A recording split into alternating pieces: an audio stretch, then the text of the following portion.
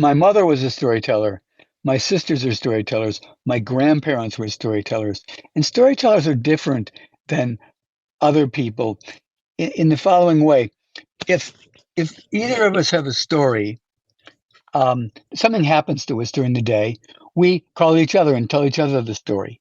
We tell our friends the story. We tell the story to even strangers. And so the story is imprinted and never forgotten.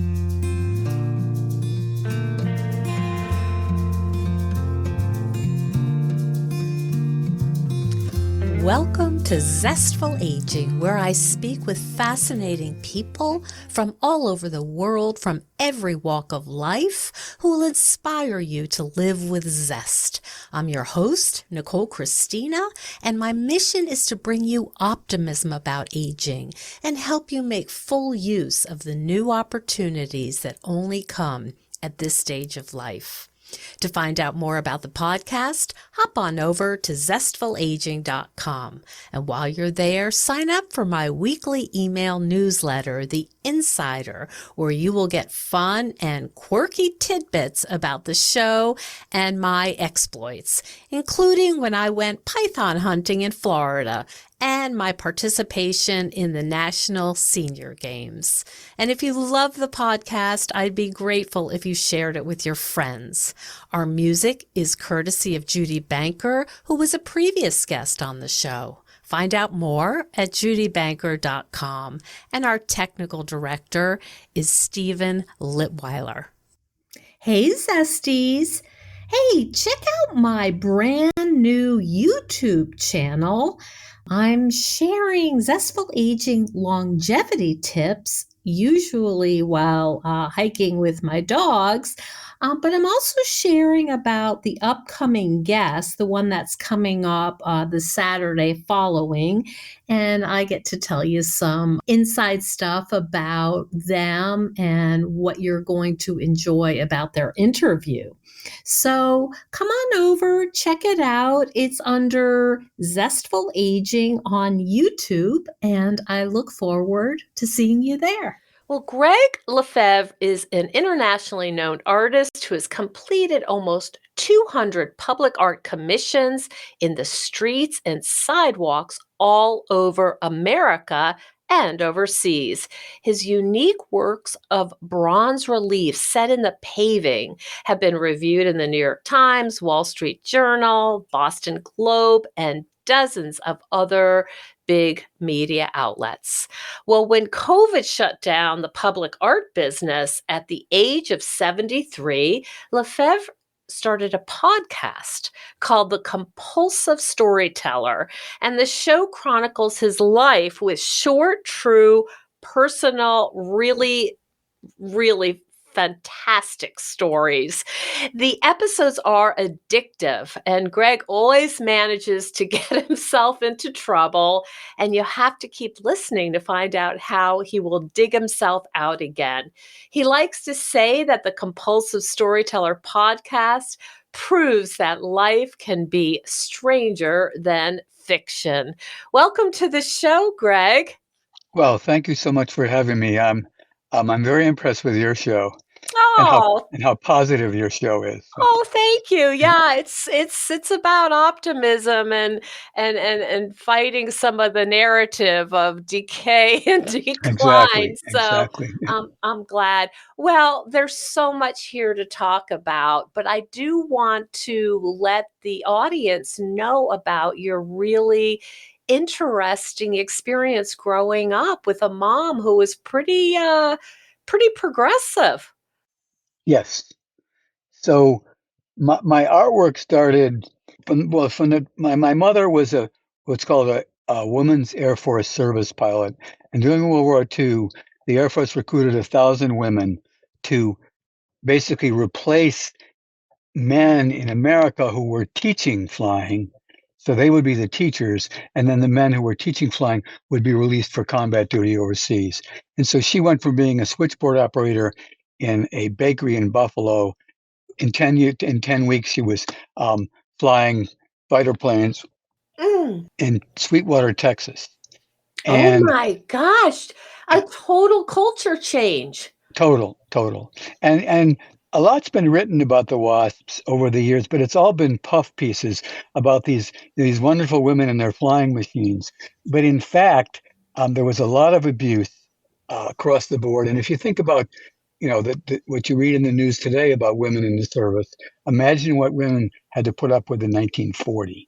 Mm. Um, so, so she was in the Air Force, and when she was after she finished her duty, she bought a little plane, and that's where my sort of art career started. She flew me around while I was in the backseat of her plane all over upstate New York, and we had just moved, so she didn't really have any friends. We moved from Buffalo to Albany, and so I was like her sidekick.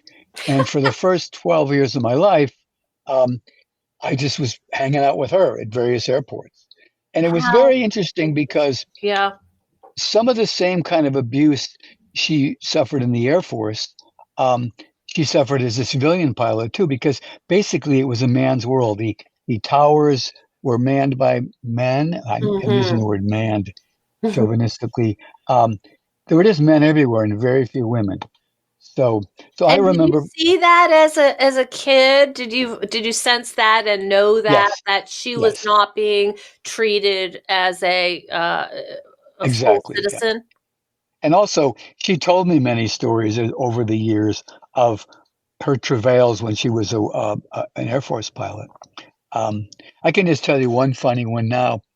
So she was first assigned to teach guys how to fly, and after a test with a hotshot guy who was trying to show off and didn't really respect her as his superior, he buzzed the tower and hit some of the equipment on top of the tower, and they had to belly the plane in on the runway with a foamed runway.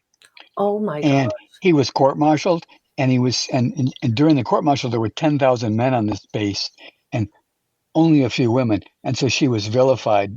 She was in a very bad spot. Mm. um, I mean, she had threats. So they moved her to being the private pilot for an Air Force general. That didn't work out. She never told me why, but I suspect she was a very pretty woman and the same kind of problem. And then she ended up ferrying planes from one place to another. If they needed a plane someplace, she'd move it there. So Mhm. there was a famous, at the end of the war, there was a fighter bomber called a P-38, Mhm. which was the Mustang. biggest, yeah, it was the biggest, fastest plane, and it was just being introduced. And so she had to fly one of these planes from Detroit, where it was manufactured, to Atlanta, where it was going to be deployed. And in those days, you flew if it was a good day, if the weather was good, you flew in a big circle around the tower and made contact, and then you called in for instructions about how to land. So she flies in a circle. She calls in, and they say to her, "Get off the air, lady. We're trying to bring in a P-38." And And so oh And so goodness. she gets to say, "I am the P-38. Thank you very much." Oh my god. So And did those experiences, Greg, do you think those were formative in terms of how you see life now as a grown man? I think so. Um, when we started to hang out together and fly around together a lot, I can give you an example. One day we were coming through a hangar at a small airport, and my mother she was dressed in the style of the day in a little sundress and kind of sexy, but that was the style that all women were dressing in. This was after the war, and there was a group of mechanics, and one of them said to, and she had me by the hand, and he said to me, "Do you love your mother?" And I said, "Yes." And he said, "I'd love to love your mother." And they Mm, all laughed. And my mm, mother sort of dragged me away and was, angry. And I was angry.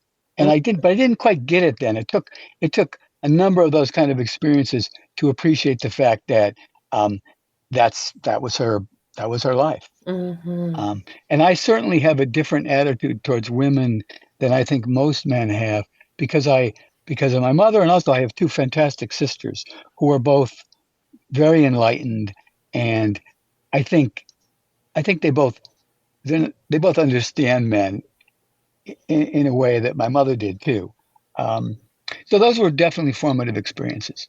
And So how does that I know that you talk about being a storyteller for your right, whole life. yes, Where were the seeds of storytelling? Do you have a sense of, "Oh, yeah, that's it was happening then, early yes. on?"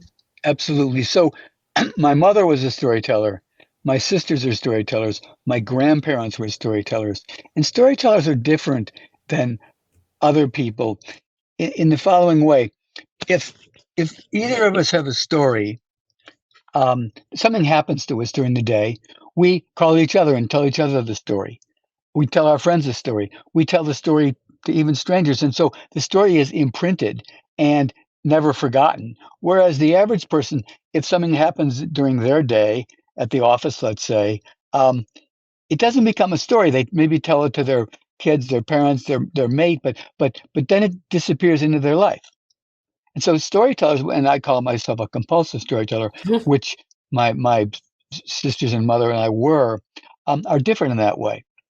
And in some senses, I can't help but tell my stories. And what And is it's the difference between telling a story, Greg, and reporting on something that happened that was kind of interesting? well, I think the difference is you first of all you have to tell it. It's a compulsion. And it's a compulsion that's not necessarily healthy because I very often through much of my life related to people by telling stories to them, and quite often their story would bring up one of my stories. And it's not really a dialogue. It's a little bit of it can be a little bit of a competition. And I actually, at a certain point in my life, fairly recently, I went to see a shrink because I really wanted to change the way I related. I wasn't relating in an authentic way. And he he gave me various techniques, none of which worked. And then he said, "You know what you could do? If you started a podcast with your stories, um, maybe externalizing them from your consciousness would make it easier to control your compulsion to tell them." The podcast is the treatment. Exactly, exactly. So I tried that, and it's worked to some degree, but it certainly made me much more aware of when I launch into a story, and I can just go from one story to the next, and it's fun for new people in my life, but it's certainly not fun for people who kind of know my stories. Um, Uh-huh. That's very interesting that you add that compulsive part, that like there's times you just can't help yourself. yes, yes, What do and you I may think I it get does for angry. you? What do you think it does for you to tell these stories? Why is that Um, something that feels so good? I think I have a couple theories. One is when I tell a story, I'm very animated, Mhm. and I actually think I get a little bit short of breath, and I might get a little bit high. Mhm. That's one theory. Um, Another is I just enjoy telling them, and that's I also am a joke teller, and Mhm. I enjoy both. And sometimes I can't help myself. You know, I Mhm. sometimes start to tell a joke, and I realize, wow, this is the wrong joke to the wrong people, and I have to kind of pretend that I forgot the punchline, so to speak. You like Um, to entertain, I yes, think, and I do like see to entertain. people's reactions, and, in your podcast, you also add sound effects. Yes, Tell me exactly. about that. So I have a team of four people, me being the storyteller and narrator, and then I have a guy who writes original music who's very talented. Um, and he does the sound effects. I have another person who does social media, and I have another person who kind of helps me, with the graphic arts part of it. Um, and Mm. it takes me some real time. Oh, I yes. mean, Oh, my yes. podcasts come out every other week, and to write, edit, do the music for, record, all these different things I have to do takes about 60 hours. So Yes. it's a job. That's why Um, there's pod fade, I think just hanging in there is half the battle. yes, yes. Hi, everyone. Have you listened to my interviews with Dr. Bill Rawls? He's been on the show twice, and after I read his book on cellular health and learned about his high standards for quality control, I was sold. I placed an order for Vital Plan supplements immediately. And I encourage you to learn about his work by hopping over to vitalplan.com. If you enter Zestful15, they will give you 15% off your first order. I'm excited for you to try these products. I think you're going to be very impressed. Now back to the show. So one thing I wanted to ask you about too, as a native New Yorker, um, what role does New York City play in your stories? So my parents loved to come to New York when I was very little. And they had a huge amount of respect for Broadway and just everything in New York that they liked. And that made me like New York. And so the first time I came to New York alone, I was 16. And I had no idea what I was doing. You were in Buffalo? No, I was in Albany. Okay, so you were in Albany, so you took the train down. Well, actually, I was taking a bus to Florida where my rich uncle lived. And I didn't want my father to help me buy my bus ticket. And so some evil guy who was selling tickets, he sold me a ticket from Albany to Rensselaer, from Rensselaer to Rome, from Rome, just all little stops all the way to Florida. Mm-hmm. So it took me like a week, and it was just not fun. But I enjoyed myself on the bus. It's interesting that the bus was mostly African-American people, and I was sort of an anomaly in that I was like 16, and I just had a great time, even though it took me a week to get to Florida. That sounds like it's a couple episodes in and of itself. Exactly. So you got to New York City before you got to Florida, and what was that like? On the way down, I just passed through, but on the way back, I was heading back on New Year's Eve. So I stayed at the Sloan House YMCA, and I went to Times Square, and I only had summer clothes because I'd been in Florida, and that was a dismal experience because I froze, really froze. But it was interesting. And so then I also then took a job teaching in New York right after college. And I was teaching in the South Bronx, which was a completely African-American and Spanish neighborhood. And I had lots of interesting experiences there. And I loved teaching, but most of the teachers in my school did not enjoy teaching. And I wasn't very happy with my compatriots when I was teaching in New York, but I love New York. And I was, I guess I'm a born New Yorker, even though I'm not from here, because I just really enjoyed the city.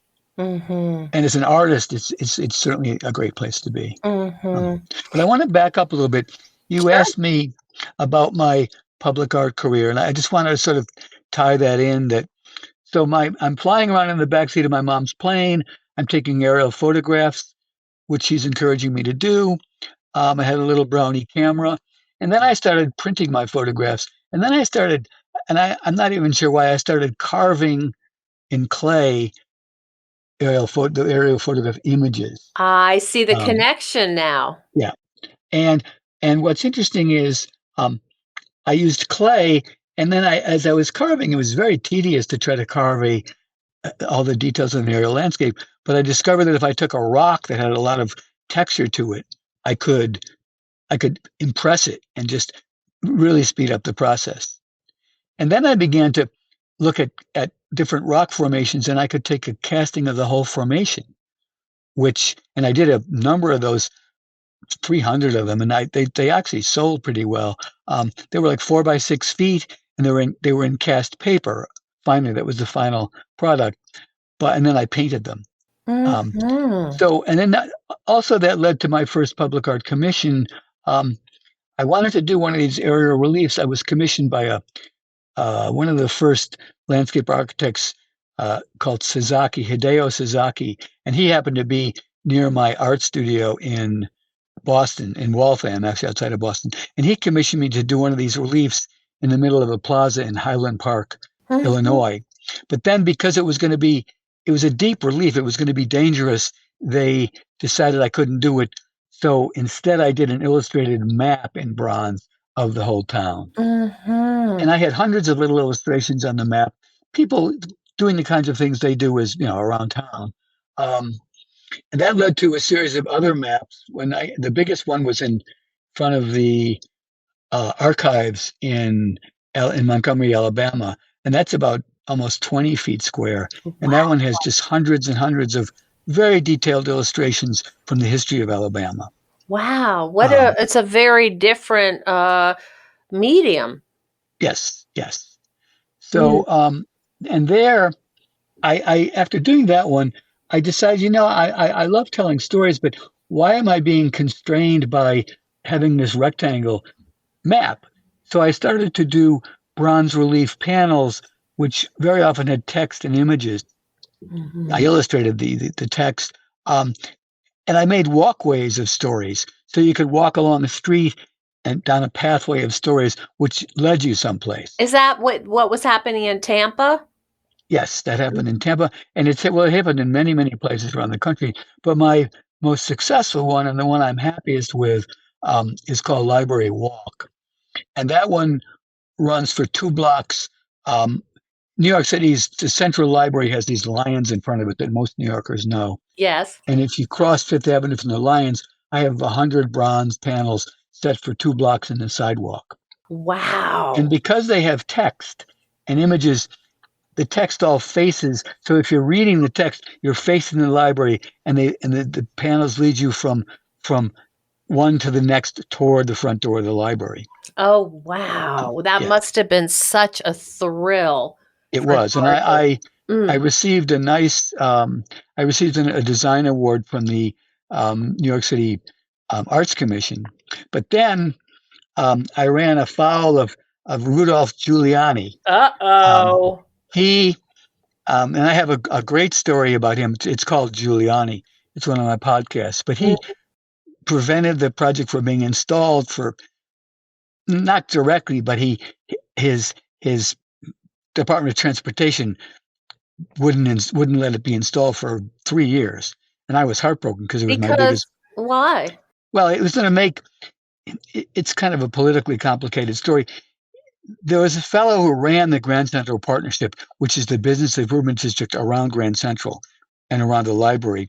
And he was a very talented guy. And he aggregated 3 different business improvement districts together, and he made a salary of like almost $300,000 from each of them. So he was making a huge amount of money, and Giuliani was only making like $275,000 a year. I see. So he did everything he could to prevent this project from going in, because it was going to make this guy, Dan Biederman, look good. Oh, goodness. Yeah, and this was when he was more stable. Well, if you listen to my story, he not so stable. Not so stable. I did see it on the list, Yeah. and I chose other ones, but I'm going to be listening to it now. Yeah. So you're doing this magnificent work. It sounds like it's super fulfilling. You're Very getting much these so. great commissions. Life is good, and then Yes. COVID. Yes. So basically, it shut me down. I mean, things began to, starting in 2008, actually with the financial disaster, there was less money for public art. Mm-hmm. And once we got to COVID, I was completely shut down. Mm-hmm. So I have a nice studio, and I decide, and also many people have told me over the years, look, you have all these stories, you should do something with them. And so then I talked about my shrink telling me to start a podcast. So I did, and I had no idea what I was doing. And my first, if you listen to my podcasts, I definitely get better at it as time goes on. My first podcast, I spoke slower, and they were kind of measured and not nearly as peppy, and therefore as interesting as the ones are now. Mm-hmm. I think we can all say that. You go back and you say, "Oh boy, yeah, exactly. that was exactly. a newbie." And it's nice to see the improvement. Yeah, You it is. really But put when I go your back, it makes me want to remake some of the earliest ones. Yeah, yeah, but you put yourself into it. I mean, I was just listening to the one on the grocery and gar sorry, the garbage truck, Oh, yeah, and, yeah. like, I I was getting anxious listening Yes, to it. yes. Yeah, I've been an artist all my life, and I think artists, well, a lot of artists are reclusive, as was I, but as I have been in COVID. But earlier, I'm very nosy, and I look to stick. I'm like an investigative reporter. I love to figure out how things work and why they work, Yeah, and curious. in some senses, a do not trespass sign is like an invitation to me, and it's got me in a lot of trouble. But I've also had some wonderful and fascinating experiences. So the one you're talking about, um, I was on Broadway, 3 in the morning on a weeknight where you just shouldn't be. And It's not why a it's why on earth were you there? I was gonna go get some food at this Hans Deli, Okay. and I was probably staying up late for some reason, and as I stood on the corner to cross the deli, there's these independent garbage trucks that come out of Brooklyn, and they're just crazy. They drive dangerously. They don't clean up after themselves. They're very dangerous, and the Times did an article called "The Wild West of Independent Trash Haulers." Oh, And goodness. so I'm standing on the corner. I'm waiting, and this truck barrels along the street going the wrong way, and Oh, then he good. cuts over the curb and almost hits me. And I had to jump back to keep from getting hit. And I gave him a certain gesture, and he slammed on the brakes and jumped out with a baseball bat Right. and chased me into a deli. Unbelievable. And then I ran into the basement. They knew me at the deli. And luckily, there were 3 Mexican guys in the basement peeling potatoes. Yeah, they were Mhm. peeling, and I sort of made the quiet sign to them, and I hid behind some sacks of Oh, carrots.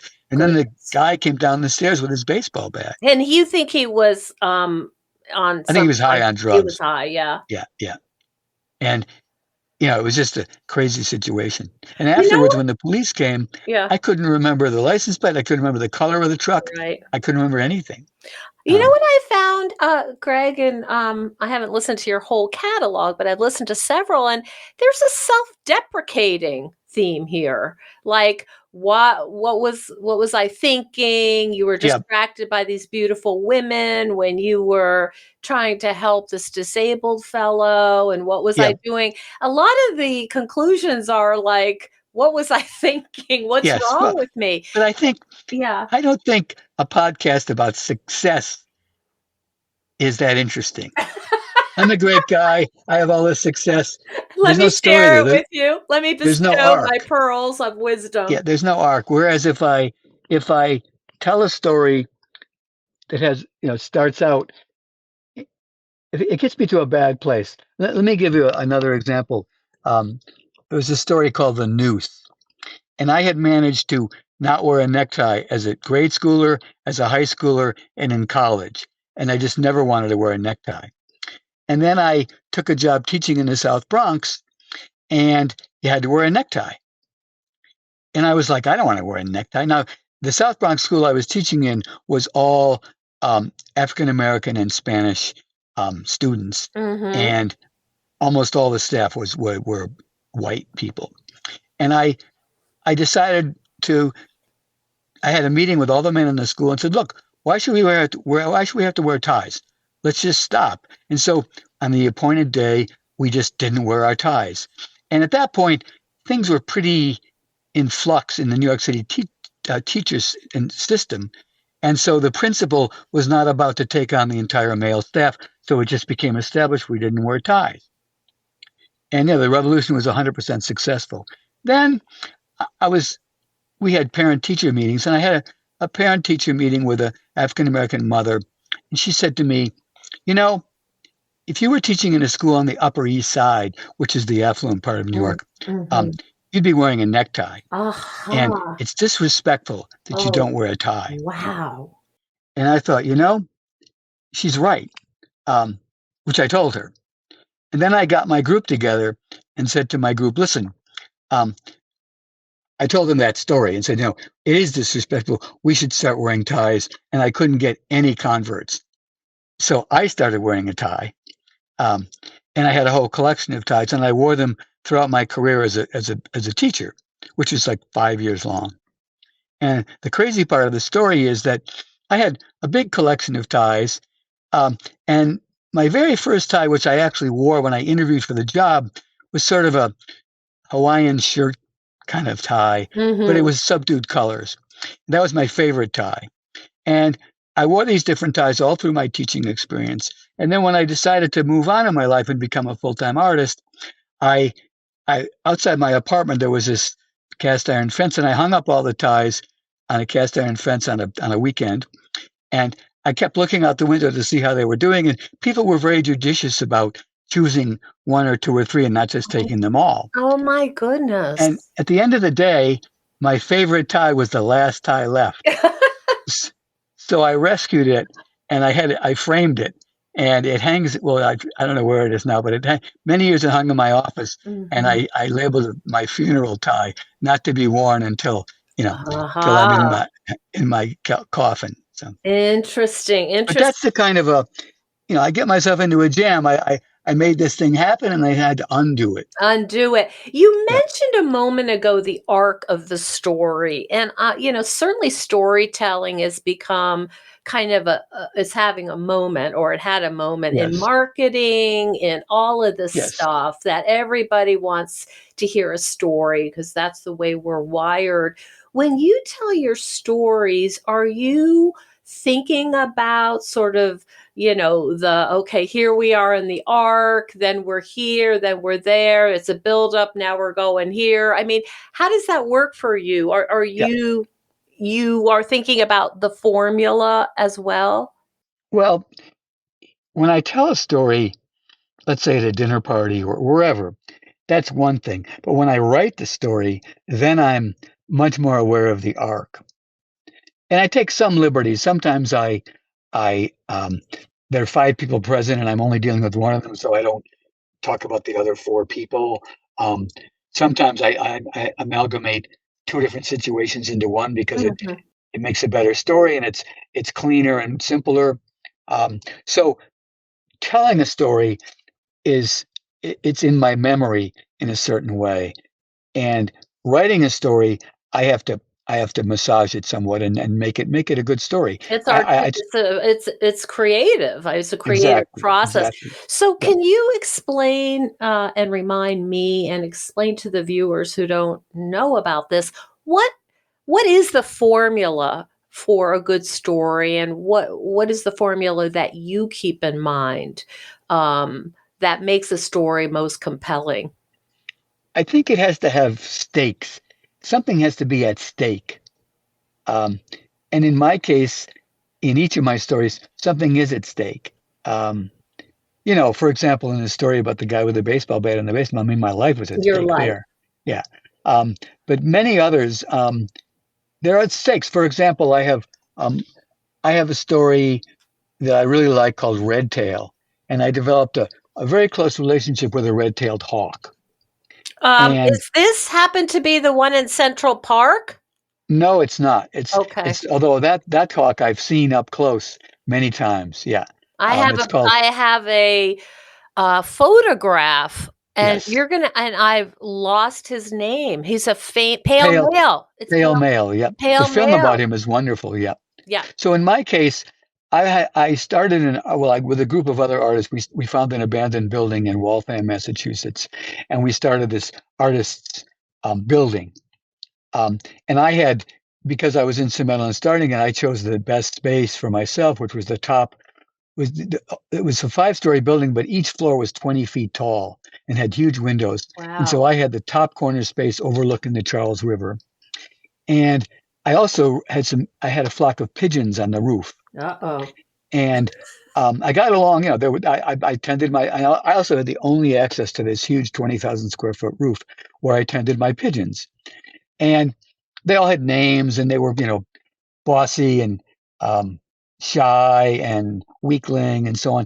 And one day I was sitting in the sun I had fed my pigeons. They were clustered around my feet, and suddenly this shadow crossed my face, and it was a red-tailed hawk who nailed one of my pigeons. It was like weakling, because of course that was the easiest pigeon to get. And I had this pole that had a tennis ball in the end. I used to use it when I was feeding them because to keep the aggressive pigeons from getting all the food. So I'd push the I aggressive see. pigeons away. So I Okay. went after the red tail with that pole, and the red tail just flew off beautifully and with the pigeon in its talons still flapping and was gone. And then I discovered that red tail, when I looked out the window of this very tall 16-foot window, I was at the top of a fire escape. And this building was one of the oldest factory buildings in America and had a lot of interesting brick detailing. And at the very top of the fire escape, there was a little roof, a beautifully little design roof over the top of the fire escape, which you'd never see today. And the hawk would land there Mm-hmm. because very often the hawk was being pursued by crows or mockingbirds. It's called mobbing. And the Mm-hmm. hawk would get a pigeon and then sit there underneath that roof so the other birds couldn't attack him. And so I watched this for a while, and then I mean, after a while, the hawk would just let me get pretty close, and then I started feeding the hawk, and I really changed allegiances because I began to see the hawk as having a tough life, as always being alone, um, and so I completely changed my allegiances from my pigeons to the hawk. And Mm-hmm. over time, the hawk finally would eat out of my hand. Yeah, Unbelievable. and Unbelievable. so here's an example of stakes.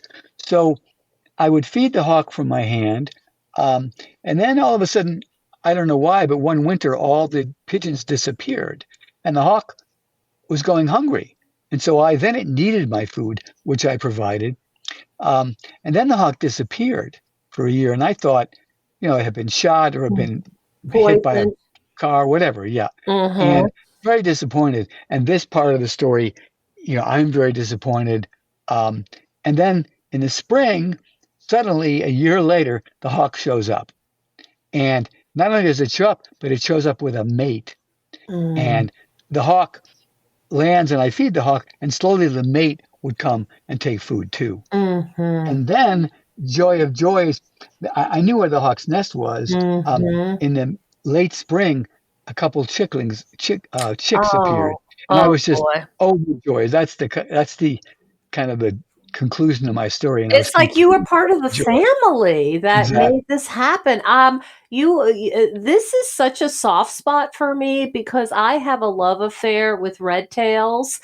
And whenever I see one, and there's a lot of them in upstate New York, especially in this enormous cemetery in Syracuse, and Hmm. Syracuse University, and you may already know this, and Cornell have live cams to Right. watch these hawks. And there's a lot of food for them. There are a lot of rodents, and they are such, I mean, to see them is a spiritual I experience. agree. I agree.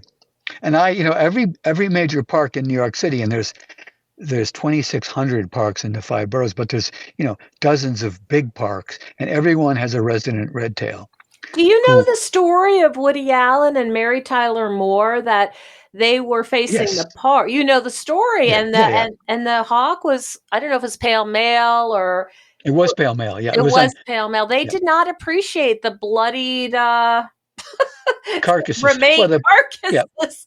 well, basically, pale male um, had its nest on top of the highest portico, the most expensive penthouse, and there was only seven buildings in this seven, excuse me, apartments in this building, and they Mhm. were all very well-heeled, famous people. Mm. The Sultan of Brunei, Mary Tyler Moore. Woody Allen was not in this building; he was in the building next door.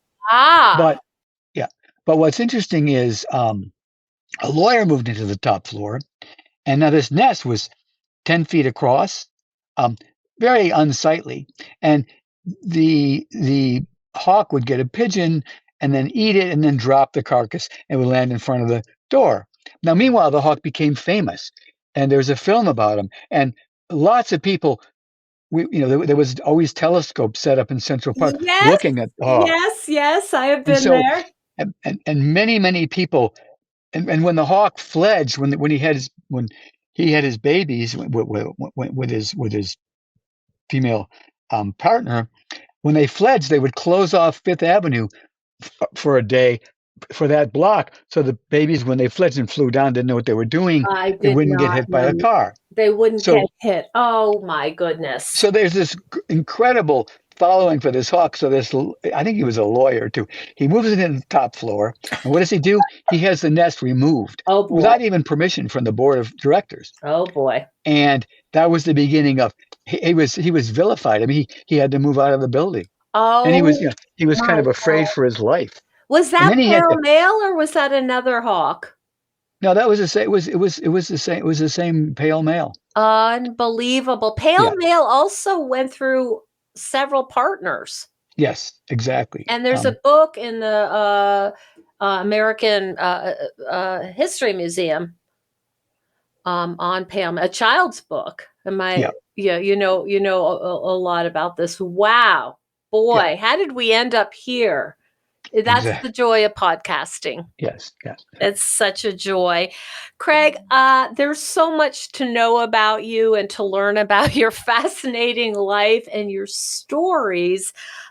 Where can people find out more about you and all of this really good stuff?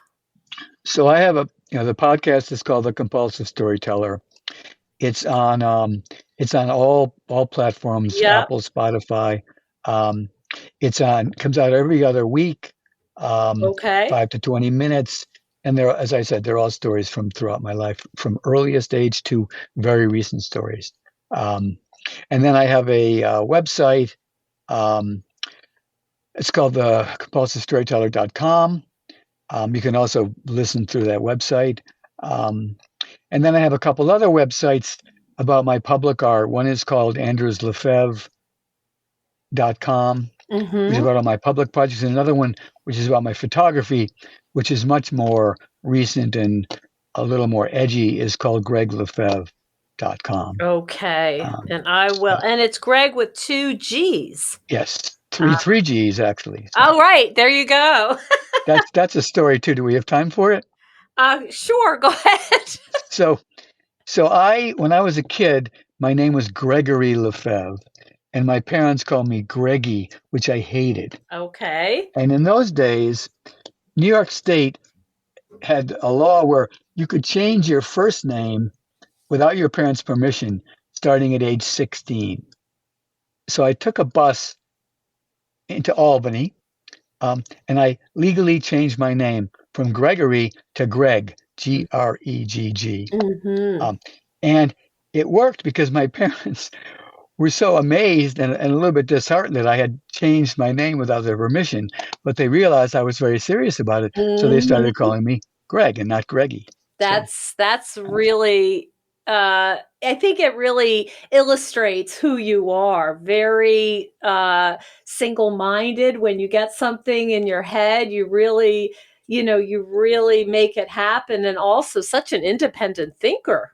Well, yeah, I just am who I am, Yeah. But I definitely, one of my rules in life is I don't take abuse.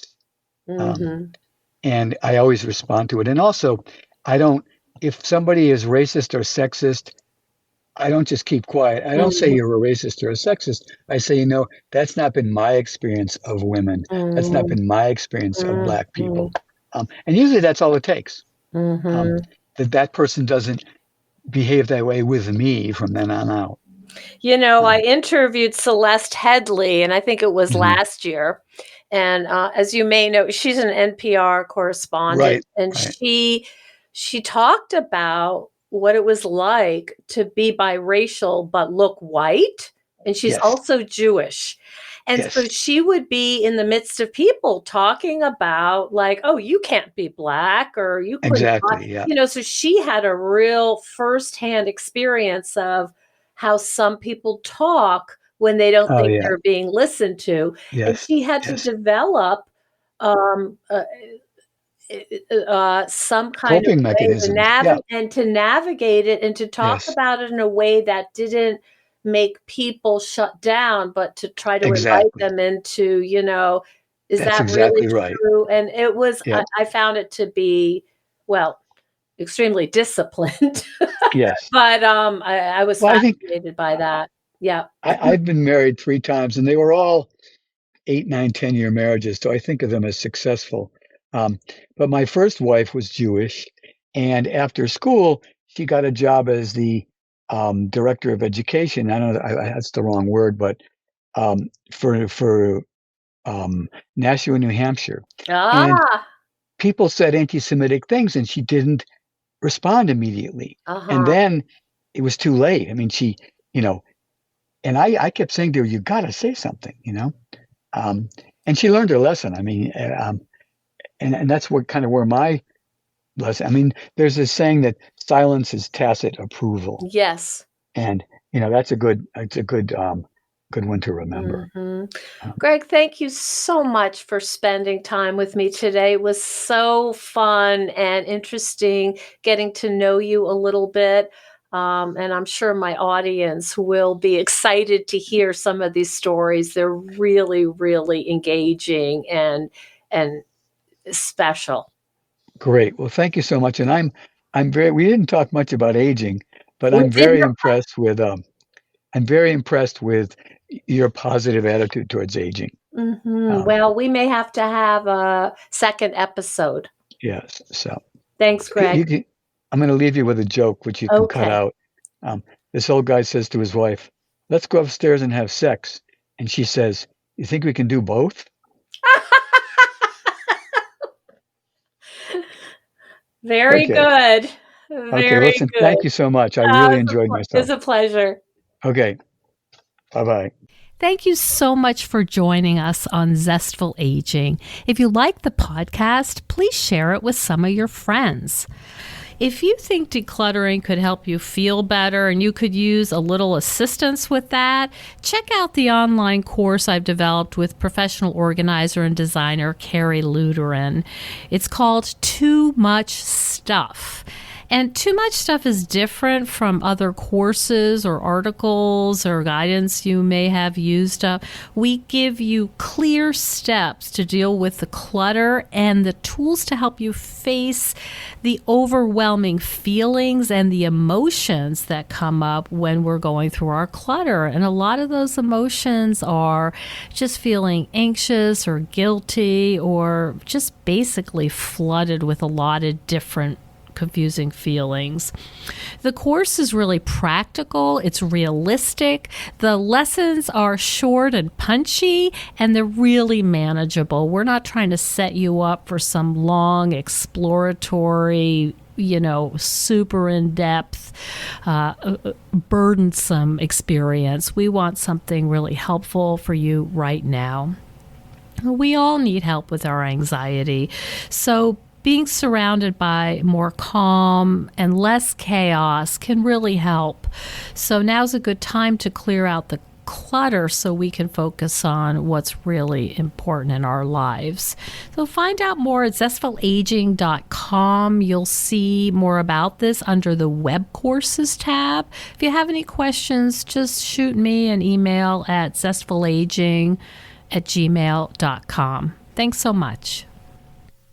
And stay tuned next week for another interview with a fascinating and inspiring guest.